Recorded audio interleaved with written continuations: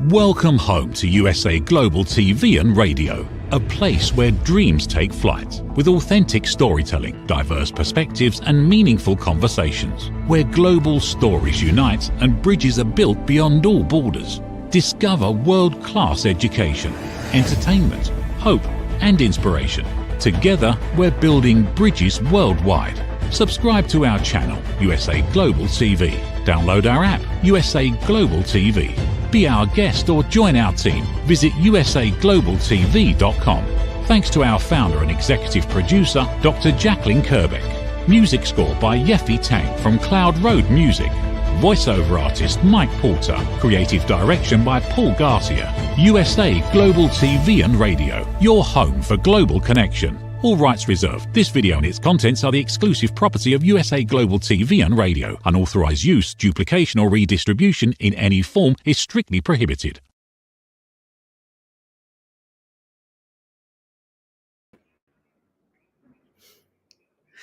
Hello and welcome. Happy Sunday. My name is Renée Ambarees Isermann, and I say welcome to USA Global TV and Radio. And today it's a very special show, and I have a very special guest. And if you are new here and you are interested how to get back in paradise, and you want to learn more about why your smile is the key, so don't forget to subscribe to this channel. I'm your host, I'm Renée Ambarees. I'm here every Sunday at 2 p.m. Eastern Time. And yes, so the year's going by very quick, and Christmas time can be something else. When I look back, Christmas was never my go-to time. And so it's about relationships. And relationships is always starting with ourselves. And it shows up in our eating disorders. So this show is all about emotional and understanding your habits about the eating part. So, and I have a very special guest today, and I'm so excited. It's Dr. Nina Savelle-Rocklin. She is a psychoanalyst. She is an author. She is international, really expert when it comes to emotional eating disorders. And she is having her own method we are talking about today. And now I want to welcome Dr. Nina. Welcome on my stage. Thank you. Thank you so much for having me. Good to see you, Renee. So the world is coming together. Today I'm hosting the show from the Dominican Republic. I know you are in LA, also a very nice place. And yeah, it's an important topic. We want to bring light in. We want to help to give you some solutions also today. And so eating disorder is something that is very big in my life because I was 22 years a professional athlete. My mother was putting me on a diet, so I know a lot about diets. And so, but your story, and for me, you are the role model, started, I think, much earlier. And I want to know all about that we inspire people. So I give you the stage. Let's dive in. Okay, so my story, when I was a brand new therapist and I was about to start my very first group for women with binge eating disorder, I walked into the room and this group of women looked me up and down. And one of them, remember, I'm a brand new therapist, and they were much older than I was. And this one woman, she was in her 50s, which at the time seemed very old, not so much anymore. And she had like bright red hair and like a big necklace. She was super intimidating. She looked me up and down and she said, "So what does a skinny bitch like you know about binge eating disorder?" And I said, well, first, she didn't know that I once considered myself the poster child for eating disorders. But what I said was, this skinny bitch once scarfed down an entire box of gingerbread cookies in about 15 minutes flat. And I hate gingerbread, still hate gingerbread, but I couldn't stop eating those cookies. So I told the group that when I was 5 years old, I came to believe that if I were thinner, I would somehow be better. And that was the beginning of my obsession with my weight and with food. And when I look at my teenage journals, every page is full of numbers, calories I ate, calories I burned, the weight I was going to be one day when the diet was successful. And I was always on some crazy restrictive diet. Eventually, my willpower would fail, because it always does. And I would eat the kitchen. Sometimes I would purge. That's why I was the poster child for eating disorders. I had all of them. So finally in college, I go to therapy, but I go for anxiety. So I talked about guys and goals and dreams and my family and my family and my family. And I was open with my therapist about every part of my life except one. I never told her what was going on with food, because I was so ashamed of what I was doing. I was mortified. So nobody knew the truth. But by the time I left therapy, all my eating disorder behaviors were gone. And not once, not a single time, had I ever talked about food. And people say, how is that possible? How do you get rid of all eating disorders without ever talking about food? And it's because I learned that food wasn't actually the problem. It was the solution, a bad solution, but a solution to the real problem, which was how harsh and critical I was to myself. And I was often turning to food just to escape my own mean voice. So I stopped being the poster child for eating disorders because I fundamentally changed my relationship with myself and therefore the world. And I did it by implementing some of the strategies that I'm going to talk with you today. And by the way, why at age 5? Why at age 5 did I suddenly decide that I was too big? And I was a perfectly normal weight child. Well, my parents were college professors. They were very academic. And I was, of course, me, and I was not this quiet academic 5-year-old. And I was always getting the message. They would say things like, you're so dramatic, you're too emotional, you're too sensitive. This was the message I got all the time. And the message was like, you're too much to handle. And my 5-year-old mind took that literally. On some level, I thought if there were less of me, maybe I would be more lovable. So this points to the importance of psychology when it comes to overcoming food issues. And I became a therapist, a psychoanalyst, because I want to help other people stop the obsession and the madness, which it is possible. You don't have to be in recovery. You can actually liberate yourself from food issues forever. That is possible.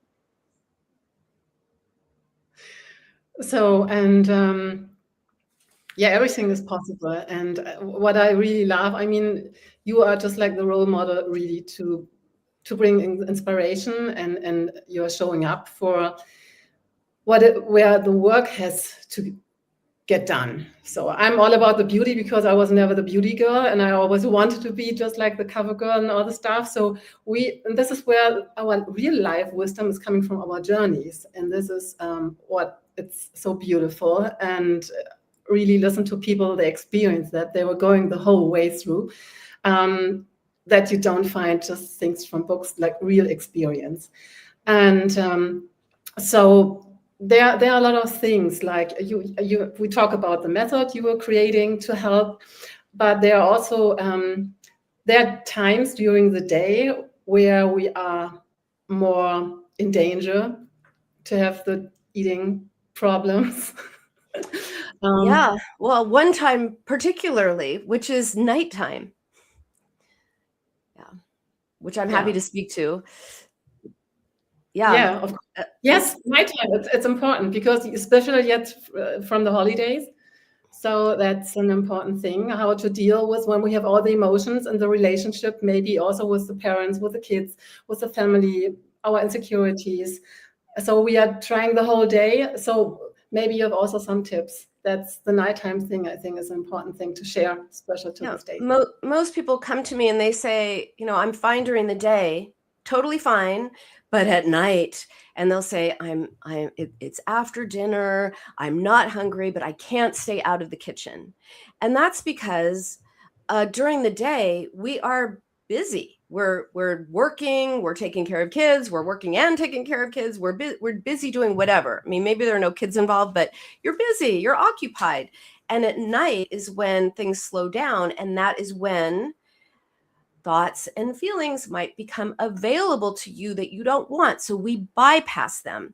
And I actually have a really good example of how this happened. This woman I called Jenna, not her real name, but she came to me and she said, "Hey, Dr. Nina, maybe your other people struggle with emotional eating," but she said she was a food addict and that she could prove it. And she knew that I did not believe in food addiction, but she was pretty sure she had the evidence of food addiction. And it was a nighttime eating situation. So she told me that she had been, relaxing and chilling and, Netflix and chilling and watching TV. Nothing was going on in her life. Nothing was bothering her. But all of a sudden, Ben & Jerry's was calling her name. And the way she put it was, "Calling my name. I'm addicted to Chunky Monkey." I said, "Well, let's wait, not so fast. What were you watching on TV before Ben & Jerry started calling your name?" And she tells me it is Charmed, her favorite show. So since she was doing something she enjoyed, watching Charmed, her favorite guilty pleasure TV show, there was no reason, or so she thought, that she would want to down a pint of ice cream, and that was just getting started on her binging. What was the episode about? Oh, it's when this demon comes down, it breaks the bond between the sisters. They start fighting. Everything gets really nasty and contentious and awful. Now, I know that Jenna had or still has actually, a terrible relationship with her sister. And all I said was, "Oh, sisters fighting, huh?" And that's when Jenna went, "Oh my God." And she got it because she realized watching the show activated her own feelings about her own sister. But before she was consciously aware, this is important, before she was consciously aware that she was being activated and triggered, she went to ice cream for comfort and distraction. If we had just been like, "Well, when ice cream calls your name, Jenna, brush your teeth, write in your journal, take a walk, take a bubble bath," nothing would have helped because none of those things were a solution to her real issue. The real problem was not Ben & Jerry's. The real problem was her difficulty recognizing, acknowledging, and being able to process her feelings about her sister. And so when we worked on that, guess what? Ice cream stopped calling her name. So this is nighttime is when these things happen, when often we use food or thoughts of food to distract ourselves, whether we're getting activated or triggered or not. We use food to distract ourselves from things that are uncomfortable. We use it to cope, to comfort, to escape, to many different things. And so that is why nighttime is such a hard problem for people who struggle with food. So true. And the story is really amazing. And I mean, you have so many clients all over the world. You were guiding through a really clear protocol and method. Mm-hmm. And so maybe when people are listening, so if you listen and you feel like, okay, maybe that's me, maybe even like a little bit. So also you are invited to write questions so we can answer them and engage. So you have a chance to talk to Dr. Nina in real time now, but also later we were going over the thing. So what are the first steps of people now just like see, oh, okay, I know every evening I'm going to the refrigerator before I go to bed. So what is the first thing? The first step is really you have to stop dieting, because dieting keeps you focused on food. Dieting keeps you focused on what you are eating and not why. So also dieting is about restriction, and the anticipation of deprivation of something or the experience of deprivation only makes you want it more. If I tell you not to think about a pink hippopotamus, Guess what just popped into your mind? A pink hippopotamus, most likely. So when that is human psychology. When we're told we can't have something, even when we're telling it to ourselves, even when we know we don't want it logically, psychologically, because it's not logical, it's psychological. Psychologically, we want what we can't have. So that's why diets don't work. And also the diet industry, a $60 billion industry, billion with a B, is very invested in having us keep dieting. That's why there's always some new diet that's coming out, some new products, some new diets, some new surgery, some new injection, whatever it is. There's always something new coming out that has to do with focusing on what you're eating, how much, and all of that. And the problem when it comes to binge eating, which is the most prevalent eating disorder that most people don't know they have, which I can speak to that just a little bit. They think they have no control. They think they have no willpower. Actually, they have a diagnosable, treatable condition that you can liberate yourself from. So the first step is absolutely to take your focus not on what you are eating, which is dieting, but why. Yes, and I think a very dark number is the guilt and shame part, because a lot of women I know, they're really thinking it's about the discipline. And you mentioned like the willpower. The willpower is nice to have. You have to do a lot of exercise. And then there's the moment when you just break, because it's not a natural coming from the inside. It's just like a construct you were building over time, right? Well, willpower is part of the diet culture. Diet culture says, hey, willpower, eat this, not that, have the strength, have the willpower, have the control, and it focuses on food. Diets cannot tell you why you are eating. So what do? If, like Jenna, you just are on autopilot and you go towards the kitchen at night or anytime and you check in with yourself, and people will also tell me all the time, they'll say, I nothing is bothering me. I'm not eating emotionally.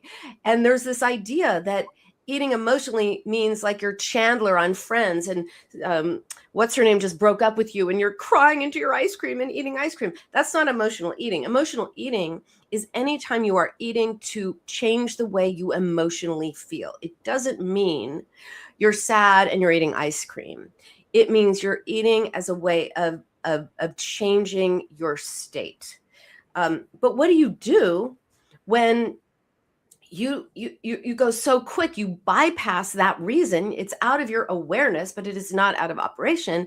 Well, this is where my food mood formula comes in, which is part of my binge cure method, which you can read about in my book, The Binge Cure, or my other book, Beyond Binge Eating.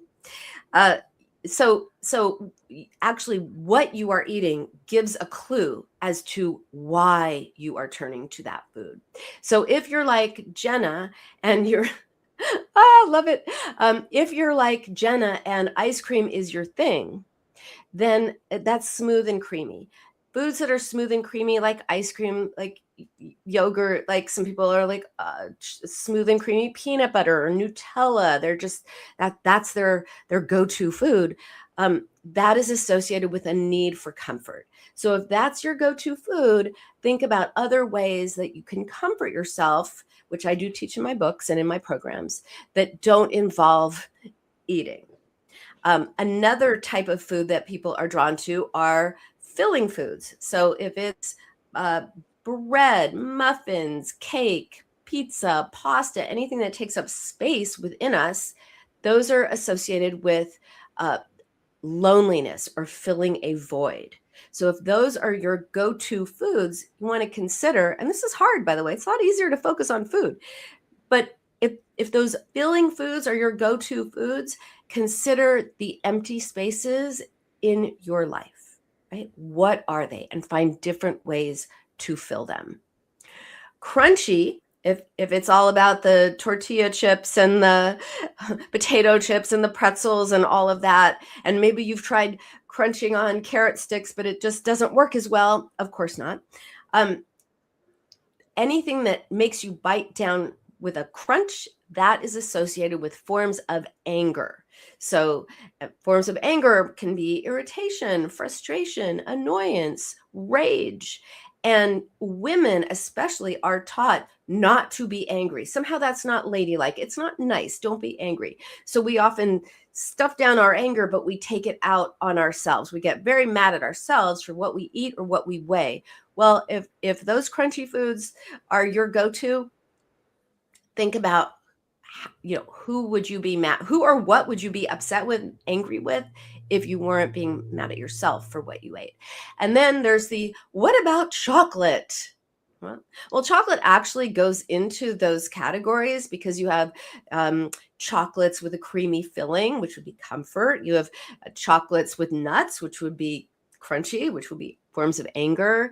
And if those don't fit, or chocolate is not your thing and you like Skittles or something, consider maybe you need more sweetness in your life. Not the sweetness that comes from candy, but the sweetness of love, fulfillment, connection, meaning, purpose, all of those kinds of things. So that is a food mood formula. It only applies to those situations where you are eating to change the way you emotionally feel. And I also just want to say one thing about the words I'm using, because some people will say, oh, I totally binged. I ate 4 cookies. That's not a binge. I totally binged. I ate 40 cookies. That's a binge. So emotional eating is when you're eating to change the way you emotionally feel. All binge eating is emotional eating, but not all emotional eating is binge eating. So, if you had 4 cookies, is it because you were on a diet and you haven't been allowing yourself to eat cookies? And of course, deprivation leads to wanting more. That's not necessarily emotional eating. That's deprivation. Are you eating because you want to make yourself feel better? That's emotional eating.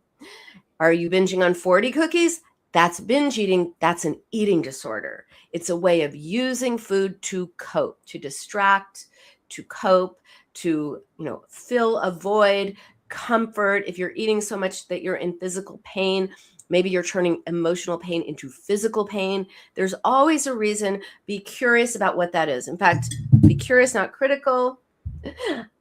My cup says be curious, not critical. I say it so much that someone asked me to have some cups made. So I did. But that's just a philosophy that you can use, that you can really take in and change the way you're thinking about what you're eating. Don't focus on what you're eating. Focus on why. I like to say why power, not willpower. That's amazing. The why power. And I like to mention something, because that is interesting, that you can even pointing out just like what is your eating go-to. It's connected, and you have so much experience in this field. So that's over the top. What I really know, just like even like we women, when we are not expressing what's really inside, I mean, this is sticking also in our system. So then the double chin is coming and other things. So just like it's stucking. So it's so important. And this is now, I really would like to talk about your method, so that we get what easy steps can we get the audience today? So first part of my method, and again, I talk about it in my books and really go into depth in my programs. But first step is you got to stop dieting. Absolutely stop dieting. The next step, and so we've already been talking about some of the method, which is to think and use why power. I'm heading to the kitchen. Why? What's going on with me? And if you have no idea, use the food mood formula to figure it out. Am I heading for the creamy foods? Maybe I need comfort. Am I going for the bread or the cake or the pizza or whatever? What's missing in my life? What am I feeling lonely? Am I feeling empty? Am I feeling even bored? What's going on with me? Is it crunchy? Is it sweet? So use the food mood formula. And then you've got to learn how to express yourself, right? Express those feelings, which our culture says, hey, don't express your feelings. If you're angry, you need an anger management class, right? If you're sad, oh, well, maybe you're depressed, you need a pill. If you're anxious, maybe you need a pill for that too. And of course, some people can benefit from medication. That's not what I'm talking about. I'm talking about how we pathologize basic human emotions that are just responses to situations, and we make them into something scary and bad, and so nobody knows how to express those feelings. And the first part of that is, well, name it. Oh, I am experiencing some anger right now. I'm experiencing this. And then because of that, I'm experiencing some frustration because that person cut me off on the freeway. And just to name it is a good first step. And then you can go on towards expressing what you are feeling. We'll use anger. I'm frustrated because of this. I'm resentful. I'm angry. I'm enraged. I'm whatever it is. It's got to come out about what's going on in your life, whether that is anger, like what I'm saying, or sadness, or helplessness, or shame, or anxiety, or anything it is. First, you have to name it and then start expressing it. And expressing it is the scary part, because our culture says two things. One, don't feel feelings. Feelings are weak. Feelings are weak. They're bad. Don't do that. You're strong if you don't have feelings, and you're weak if you do. Actually, it takes a lot more strength to experience your feelings than it does to push them away. So identify and start to express your feelings. But our culture also says, just feel your feelings, just sit through them. Well, guess what? You can't sit through your feelings any more than you can ignore them, positive think them away, drop them, or gratitude them away, or stuff them down. You cannot sit through your feelings. You have to express them. And so this is something that I teach people to do in my programs. It sounds so simple. How do you feel feelings? Well, if you've never been taught how to feel feelings, then it becomes very scary and daunting. But there is a method in this method on how do you feel feelings. And then it's really important. So the next step is learn how to respond to yourself. Now, another patient, I'll call her Becca. Again, not her real name. Every day she would get up, she would look in the bathroom mirror, and she would say to her reflection, "You're disgusting. You're disgusting." And I said to her, well, why don't you say that again, but say it from an I place? Because who's talking? Who's talking? You? What are you saying you to yourself? Say, I'm disgusting. And she's like, I'm, and she couldn't do it. She just got totally stuck. And she's like, it seems so harsh. I don't want to say that to myself. So isn't that interesting? When we speak to ourselves in second person, we can be really mean. And then, as what was my experience that I shared earlier, you can turn to food just to get away from your own mean voice.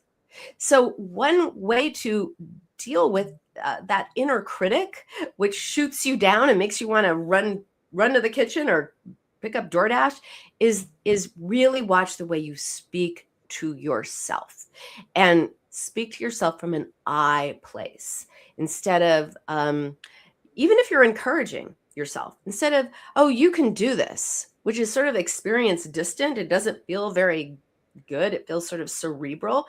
If you say, I can do this, I can do this, it's so much more powerful. So if you ever say anything to yourself, like, you're going to fail, you can't do it, they don't like you, that's your inner critic talking. It's going to make you feel bad. It's going to make you want to turn to food. Instead, say, I've got this. What do I think of them? Not what do they think of me? I can do this. I'm gonna be encouraging of myself. Now, most people actually have a language for this. They just use it for everybody else. I'll say to someone after they tell me they ate, a whole pizza the night before, and they're horrible. They have no willpower. They're awful. This will never change, and they're disgusting. I'll say, okay, now imagine your friend just ate a whole pizza and came to you and said, oh, I ate the whole pizza. Would you say to your friend, oh my God, you're disgusting. That is so gross. You're never going to change. Blah, blah, blah, blah, blah. No, you would say, then they'd be like, no, I'd say like, oh, well, let's try to understand why. Where's that for you? So it's like you have a way, if you're nice to other people, which probably if you're watching this, I'm going to guess you're nice to other people. Why don't you treat yourself the same way you treat other people instead of being so critical, so caustic, so mean? I have two questions, two things they are really on my heart. First of all, for me, the mirror work that was a very secret. I like to invite and to share. Just like whatever you tell yourself, you look yourself in the mirror in your eyes and just like say it again, because we are the most critical humans, specifically women. And so what I figured out the time I was overweight and not happy and not the beauty queen, the mirror was helping me a lot, just like becoming a new self-awareness and becoming gentle and just like look myself in the eyes and just like I was crying so much of release what is going on. And sometimes I had to learn speaking a long way. So expressing my emotions, even allowing to say what I want, that was something that took me like 30 years from then to now. And I know it's not, our emotions are our teachers. This is what I think. And this is why I like your work so much. So what is your thoughts? You are now Christmas time, conversations are coming up and you just like feel like it's coming up and it's not allowed and you just like, so it's sticking. So how you get your first steps to express your emotions in a healthy way in those things, in those fields? Okay, so first, when I say express, a lot of times people will say, well, does that mean I can't say that to my father or my sister or I can't say that. I'm like, no, you don't have to express yourself to somebody else. You have to express it for yourself.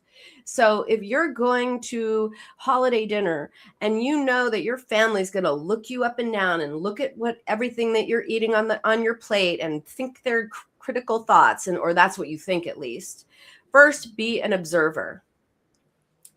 Instead of what are they thinking of me, think, what do I think of them? Like eyes out instead of eyes on you. If you imagine there's this big spotlight on you, move it on to them, because when you are the observer, you don't feel so self-conscious and under observation. If you notice that someone is saying something nasty or giving you a look, or even saying, oh, you're eating that, and these are things people tell me that their family actually says, like horrible things, like, oh, you're having another piece. Do you think you should have that? Do you really need that? I mean, people say this. First of all, it's just a waste of time, probably, expressing yourself to that person. You have to express it for yourself later. Maybe you wait to get home, or maybe you excuse yourself and you go to the bathroom and you type into your phone app or something, or you call someone, or you message someone, or whatever. But it doesn't have to be towards that person.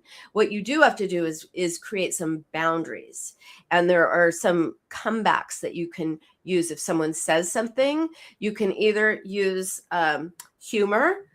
Yeah, yes, indeed, I am having another piece. Your eyesight is amazing. Or you can just say, we're not talking about what I'm eating. You could just be very, just like, I'm not talking about what I'm eating. Or you can say, when you make those comments, that makes me feel bad, and I'd appreciate it if you don't. I mean, they're just different they're different strategies that you can employ in the moment. But you're not going to say to somebody, hey, I want you to know that when you shame me about what I'm eating, it really go into a whole thing. And I'm very angry with you and I'm very upset with you. They're not going to go like, oh my God, I've upset you. I am so sorry. I will never do it again. That will not happen. And if it does, that's 1 in a million. Go buy a lottery ticket, because but protect yourself is the point. Go in prepared with certain strategies of protecting yourself if you encounter people, or if they don't say anything and they just look at your plate and look at you, you can look at them and say, is there something you want to say to me? Like, take charge instead of being so scared. So that's a really important thing to do at holiday meals.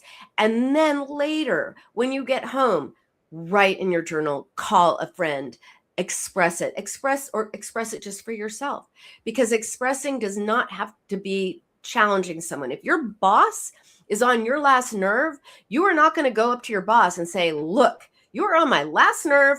You really piss me off on a daily basis. No, you're going to get fired. But you can think that, you can express it for yourself. So expressing feelings does not need to be to the person who's upsetting you. You could be upset about things you have no control over. You can be upset that someone has an illness, or the political situation, or something you have absolutely no control over. You still have to express it for yourself. Yeah. So what I love, you have a clear structure, how to make the next steps. So my next step here, because the time is going by so quick, is it's my magic tool, my personal magic tool, because I know all those situations. And it's just like, if you have no idea, go 5 minutes on the toilet, not to throw up, but it's just like to center yourself, to have a safe place. And so what my game changer, and I studied the last 35 years, is a smile. And so we're going to do the smile exercise with a special music I want to introduce you to. If you're new here, so we have in German, Walter Rieske, he is having the Genesis Pro-Life technique, and that is now infused, this is infusing the music instruments. So we have, maybe we can have the first graphic. So I will talk a little bit about the music, why this is so special, and maybe why this can be a game changer also for the holiday season. So Sound of Genesis. So your body is over 70 plus water. So, and to inform water, Emoto was showing us that the music, the words, whatever you do, is just like informing it. Water is just like it carries everything. So this music is specific to harmonize your system, to raise your frequency and your energy. And not only for you, but also for your living rooms, for your home and your house. And so I give you the next picture to give you an idea. Water, 75% or 70 plus, it's in your system. So the normal water is looking like this. And now it depends on if you have a handy, if you have stress, if you have heavy metal, if you whatever, this is doing something. And when you just listen to this music, 15 minutes, it's a total game changer. So can you show me the other picture?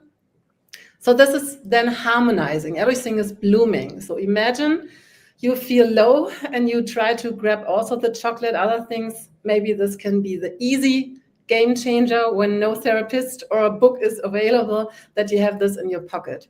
And we have another magic tool, that's the smile stick. So we need a pen. So I invite you, we are going to make the 60-second exercise together with the music. I will not talk during this exercise, but I will guide you how you can use your hands, maybe where to focus on.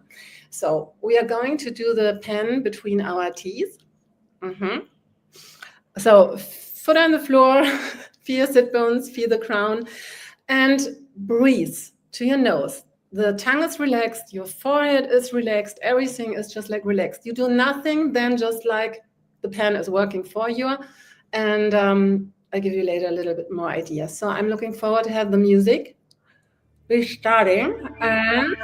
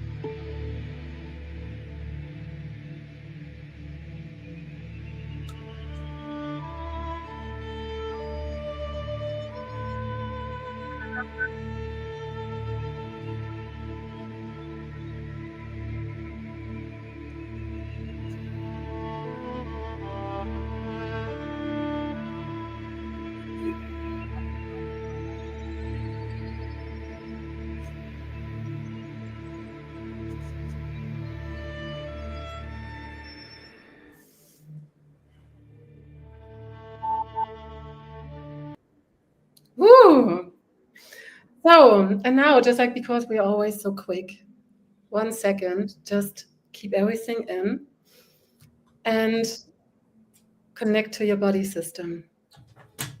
Feel the shift, what's going on? Do you feel changes? How does your forehead feel? How's the breath going? Do you feel the cheekbones? And so 60 seconds.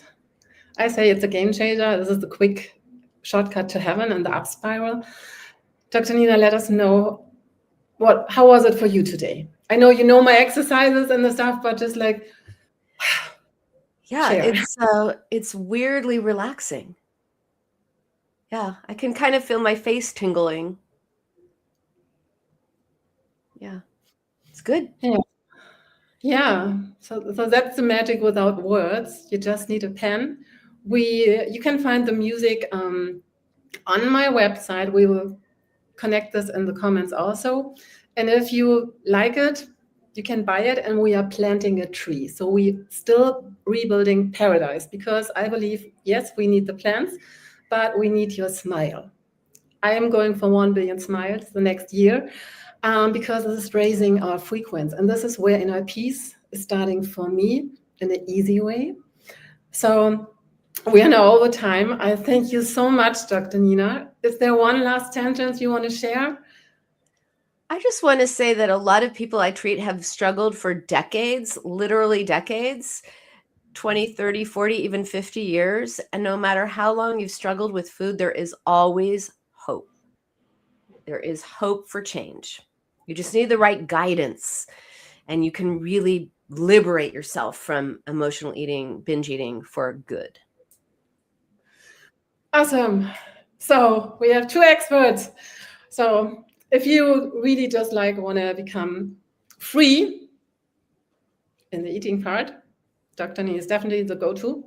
If you just like struggle with your beauty and you want to have the natural radiance, just like reach out. We're always available. Also, just like consultation, go on our website. I wish you now great holidays. Take care. Keep smiling, and let's change the world with our smiles. Mwah.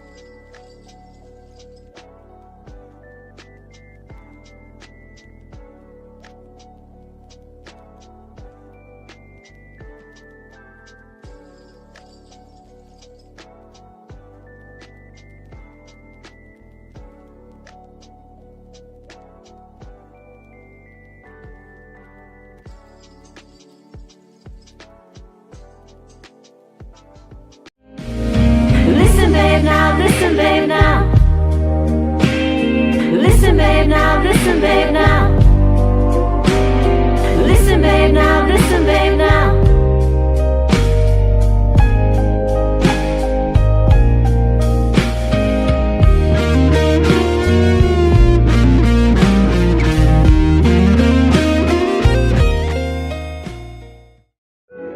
In a noisy world, true connection begins with listening. Elevated listening transforms every conversation in just 5 simple steps. Pause and breathe. Set your intention. Listen with curiosity. Reflect back. Agree on one next step.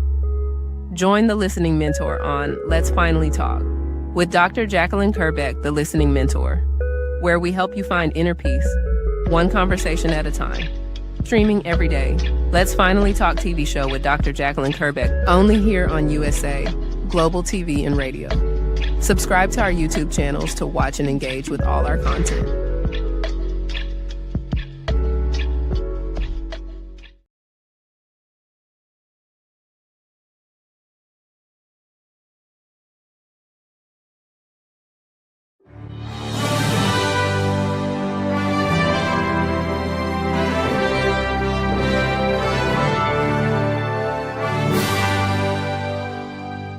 Which of these 5 statements sounds mostly like you?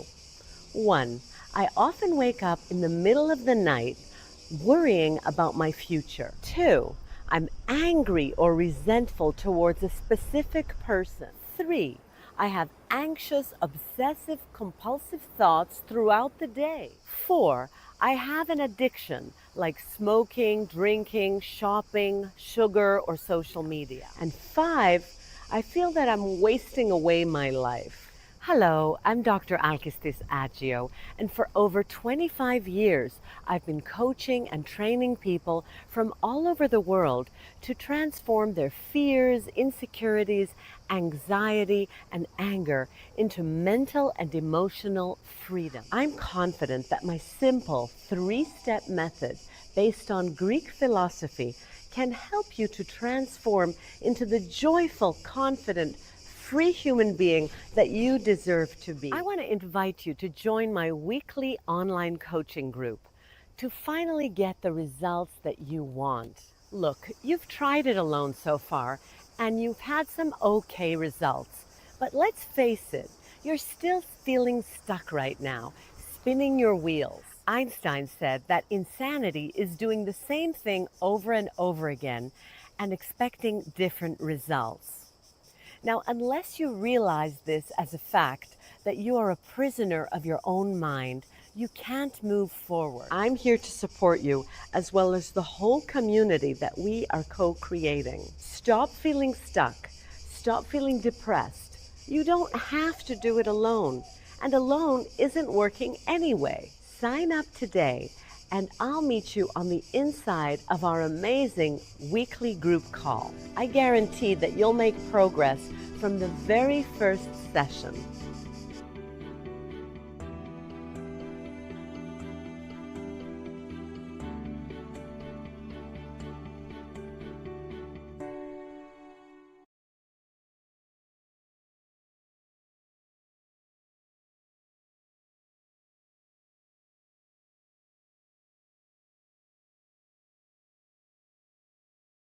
Thank you, viewers and listeners of USA Global TV and Radio, for joining us today.